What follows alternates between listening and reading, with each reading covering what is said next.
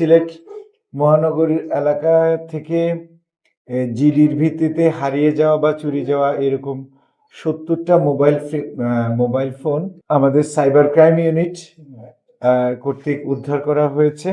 এগুলো গত 20 দিনে এই 70টা মোবাইল উদ্ধার করা হয়েছে। এই পর্যায়ে আমরা আমাদের মোবাইলগুলো যারা আছেন প্রকৃত মালিকদেরকে আমরা হস্তান্তর করব। প্রবাসীদের ফোন আছে এটা আমরা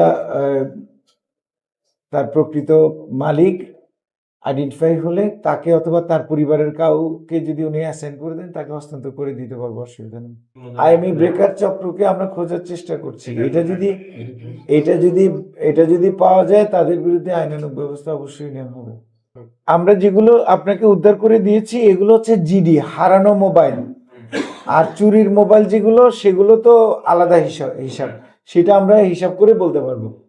আমাদের যেগুলো চুরি হয়েছে, চুরির রিপোর্ট যেখানে আসছে সেটা উদ্ধার হওয়ার সাথে সাথে তো আসামি গ্রেপ্তার মামলা এই বিষয়গুলো আছে। এটা আমরা সুনির্দিষ্ট তথ্য আসলে আপনাদেরকে পরে জানাতে পারবো। এখন যেটা আমরা পেয়েছি সেটা হচ্ছে চুরি যাওয়া মোবাইল, জিডি মূলে আমরা ব্যবস্থা নিয়ে এটাকে এখন ফেরত দিচ্ছি। একটা ঘটনা ঘটেছে, ধরেন এখানে একটা ছিনতাই হয়েছে, এখন যদি বলে 24 ঘন্টার মধ্যে উদ্ধার করে দিতে হবে, তাহলে এটা আমাদের উপর একটা বাড়তি চাপ তৈরি করে, স্বাভাবিক কাজগুলো হয় না।